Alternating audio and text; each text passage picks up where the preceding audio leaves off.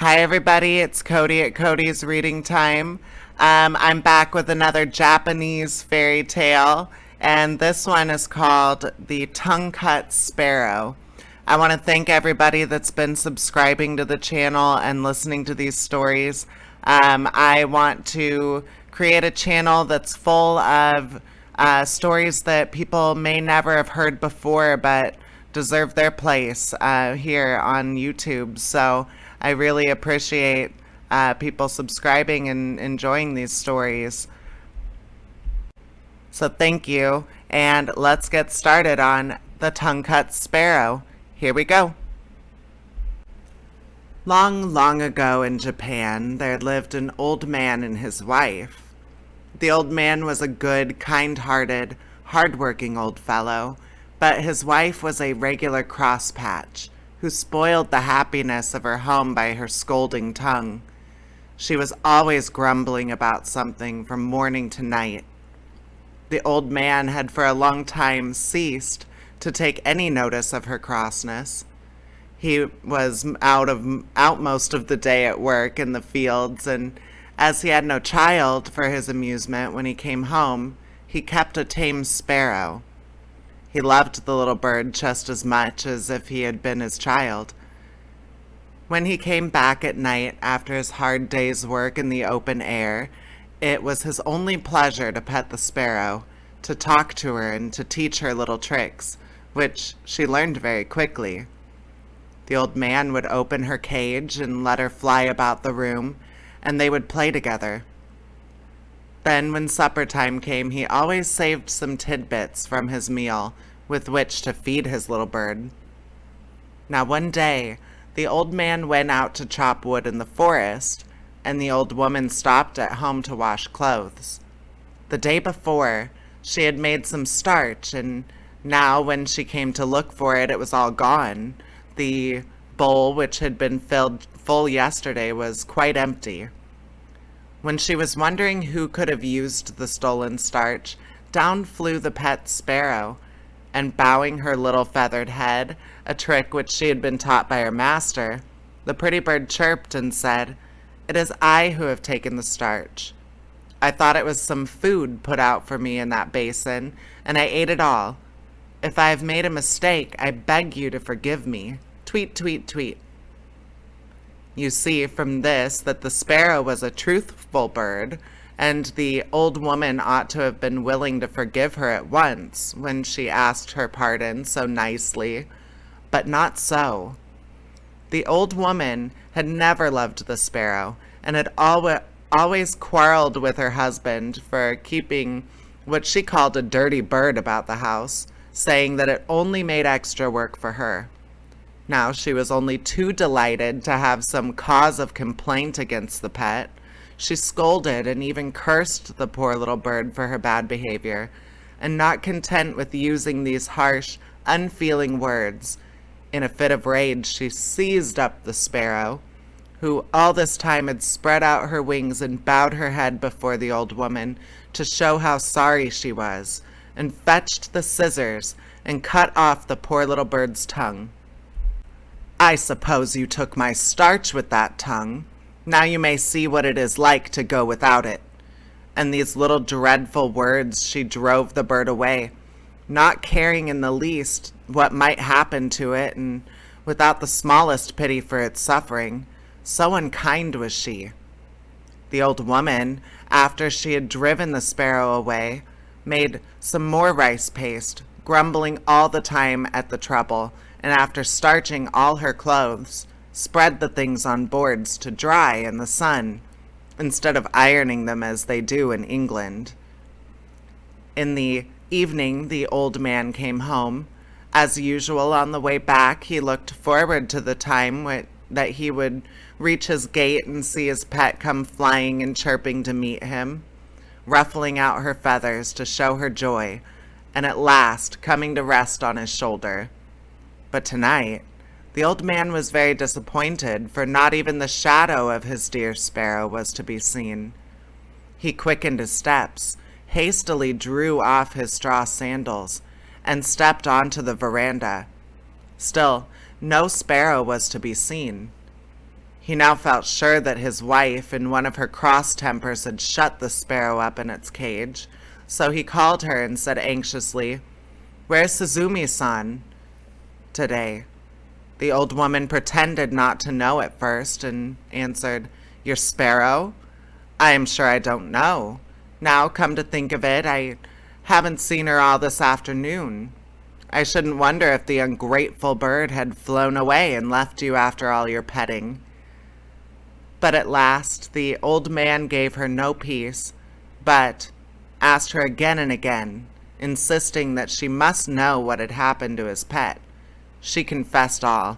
She told him crossly how the sparrow had eaten the rice paste she had made specially for starching her clothes. And now when the sparrow had confessed to what she had done, in great anger she had taken her scissors and cut out her tongue, and now finally she had driven the bird away and forbidden her to return to the house again. Then the old woman showed her husband the sparrow's tongue, saying, "Here's the tongue I cut off. Horrid little bird, why did it eat all my starch? How could you be so cruel? Oh, how could you be so cruel?" That was all the old man could answer. He was too kind-hearted to punish his beshrew of a wife, but he was terribly distressed at what had happened to his little poor sparrow. "What a dreadful misfortune for my poor Suzumi-san to lose her tongue," he said to himself. "She won't be able to chirp anymore, and surely the pain of the cutting of it out in that rough way must have made her ill. Is there nothing to be done?" The old man shed many tears after his cross wife had gone to sleep. While he wiped away the tears with the sleeve of his cotton robe, a bright thought comforted him. He would go and look for the sparrow on the morrow. Having decided he was able to go to sleep at last. Wow, couldn't get that sentence. The next morning he arose early, as soon as ever the day broke, and snatching a hasty breakfast, started out over the hills and through the woods, stopping at every clump of bamboos to cry, "Where, oh where does my tongue-cut sparrow stay? Where, oh where does my tongue-cut sparrow stay?" He never stopped to rest for his noonday meal, and it was far on in the afternoon when he found himself near a large bamboo wood. Bamboo groves are the favorite haunts of sparrows, and they're sure enough at the edge of the wood. He saw his own dear sparrow waiting to welcome him. He could hardly believe his eyes for joy and ran forward quickly to greet her. She bowed her little head and went through a number of the tricks her master had taught her to show her pleasure at seeing her old friend again, and wonderful to relate, she could talk as of old. The old man told her how sorry he was for all that had happened, and inquired after her tongue, wondering how she could speak so well without it. When the sparrow opened her beak and showed him that a new tongue had grown in place of the old one, and begged him not to think any more about the past, for she was quite well now. Then the old man knew that his sparrow was a fairy and no common bird. It would be difficult to exaggerate the old man's rejoicing now. He forgot all his troubles. He forgot even how tired he was, for he had found his lost sparrow, and instead of being ill and without a tongue, as he had feared and expected to find her, she was well and happy and with a new tongue, and without a sign of the ill treatment she had received from his wife. And above all, she was a fairy. The sparrow asked him to follow her, and flying before him, she led him to a beautiful house in the heart of the bamboo grove. The old man was utterly astonished when he entered the house to find what a beautiful place it was. It was built of the whitest wood. The softest cream-colored mats, which took the place of carpets, were the finest he had ever seen, and the cushions that the sparrow brought out for him to sit on were made of the finest silk and crepe. beautiful vases and lacquer boxes adorned the tokonoma of every room. The sparrow led the old man to the place of honor, and then, taking her place at a humble distance, she thanked him with many polite bows for all the kindness he had shown to her for many long years. Then the Lady Sparrow, as we will now call her, introduced all her family to the old man. This done, her daughters, robed in dainty crepe gowns, brought in on beautiful old-fashioned trays a feast of all kinds of delicious foods, till the old man began to think he must be dreaming. In the middle of the dinner, some of the sparrow's daughters performed a wonderful dance called the Suzumi Odori, or the Sparrow's Dance, to amuse the guest. Never had the old man enjoyed himself so much. The hours flew by too quickly in this lovely spot, with all these fairy sparrows to wait upon him and to feast him and to dance before him. But the night came on, and the darkness reminded him that he had a long way to go and must think about taking his leave and return home. He thanked his kind hostess for her splendid entertainment and begged her, for his sake, to forget all she had suffered at the hands of his cross old wife. He told the Lady Sparrow that it was a great comfort and happiness to him to find her in such a beautiful home and to know that she wanted for nothing. It was his anxiety to know how she fared and what had really happened to her that had led him to seek her. Now he knew that all was well. He could return home with a light heart. If ever she wanted him for anything, she only need to send for him, and he would come at once. The Lady Sparrow begged him to stay and rest several days and enjoy the change, but the old man said he must return to his old wife, who would probably be cross at his not coming home at the usual time, and to his work, and therefore, much as he wished to do so, he could not accept her kind invitation. But now he knew where the Lady Sparrow lived, and would come to see her whenever he had the time. When the Lady Sparrow saw that she could not persuade the old man to stay longer, she gave an order to some of her servants, and they at once brought in 2 boxes, one large and one small, and these were placed before the old man.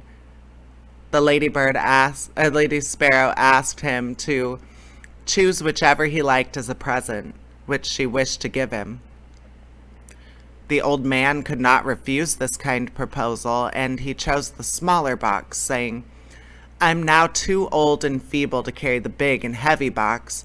As you are so kind as to say that I may take whichever I like, I will choose the small one, which will be easier for me to carry." Then the sparrows all helped him put it on his back and went to the gate to see him off, bidding him goodbye with many bows and entreating him to come whenever he had the time. Thus the old man and his pet sparrow separated quite happily, and the sparrow showing not the least ill will for all the unkindness she had suffered at the hands of the old wife.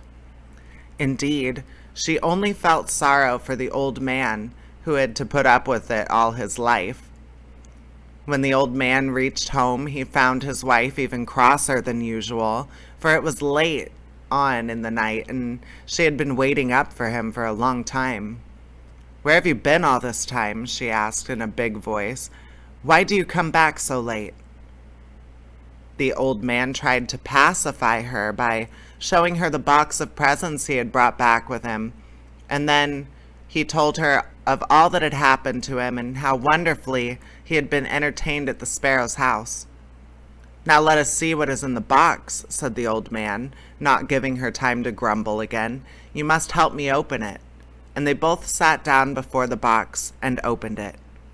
To their utter astonishment, they found the box filled to the brim with gold and silver coins and many other precious things.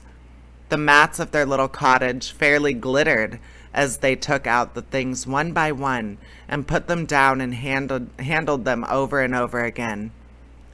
The old man was overjoyed at the sight of the riches that were now his.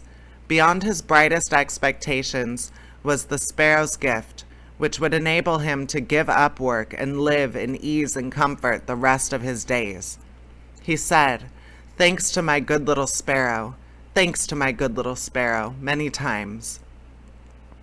But the old woman, after the first moments of surprise and satisfaction at the sight of the gold and silver were over, could not suppress the greed of her wicked nature. She now began to reproach the old man for not having brought home the big box of presents, for in the innocence of his heart he had told her how he had refused the large box of presents which the sparrows had offered him, preferring the smaller one because it was light and easy to carry home. "You silly old man," said she, "why did you not bring the large box? Just think what we have lost. We might have had twice as much silver and gold as this. You are certainly an old fool," she screamed, and then went to bed as angry as she could be. The old man now wished that he had said nothing about the big box, but it was too late.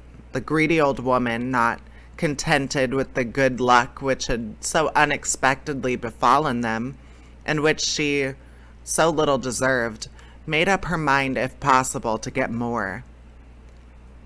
Early the next morning she got up and made the old man describe the way to the sparrow's house. When he saw what was in her mind, he tried to keep her from going, but it was useless.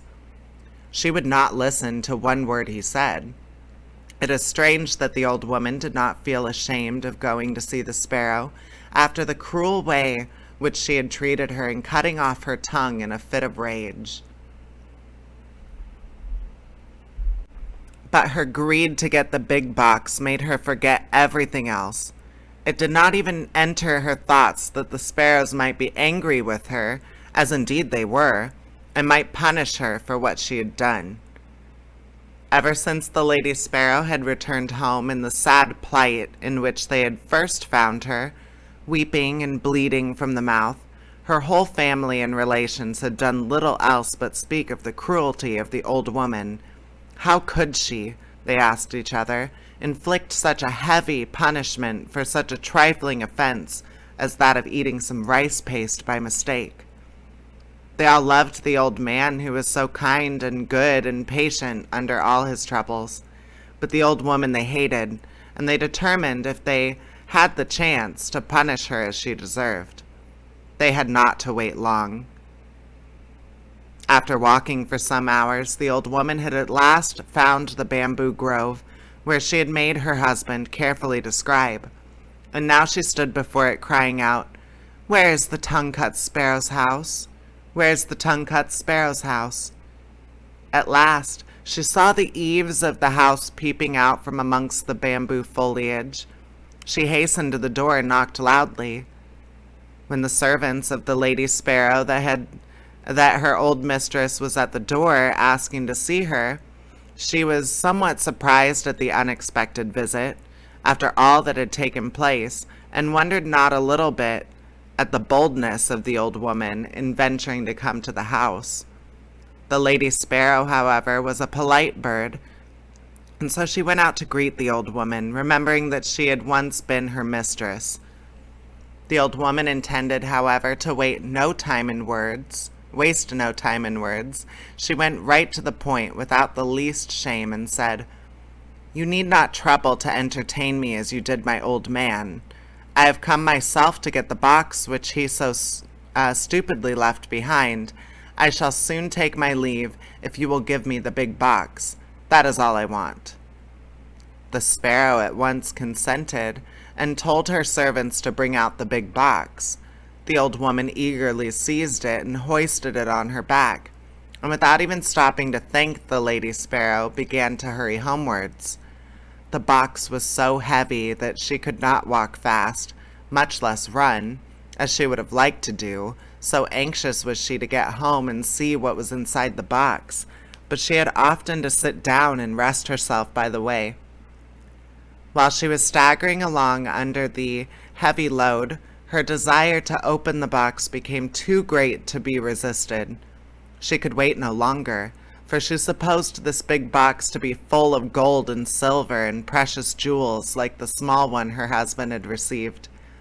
At last, this greedy and selfish old woman put down the box by the wayside and opened it carefully, expecting to gloat her eyes on a mine of wealth. What she saw, however, so terrified her that she nearly lost her senses. As soon as she lifted the lid, a number of horrible and frightening-looking demons bounced out of the box and surrounded her as if they intended to kill her. Not even in nightmares had she ever seen such horrible creatures as her much-coveted box contained. A demon with one huge eye right in the middle of his forehead came and glared at her. Monsters with gaping mouths looked as if they would devour her. A huge snake coiled and hissed about her, and a big frog hopped and croaked toward her. The old woman had never been so frightened in her life, and ran from the spot as fast as her quaking legs would carry her, glad to escape alive.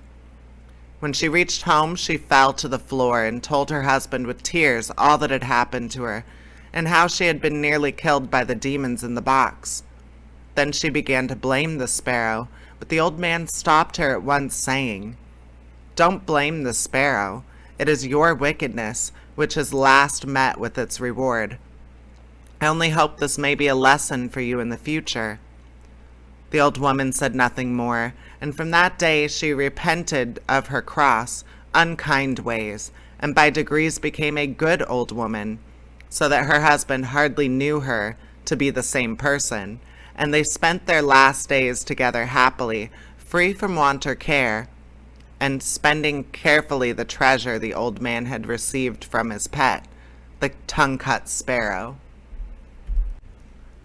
That one was cute. It had a good message. I stumbled in a couple places as usual, but I hope you enjoyed that story, and please subscribe. I upload new stories every single day, and there's always going to be something more to listen to. So I hope you stay a while and enjoy all these stories with me.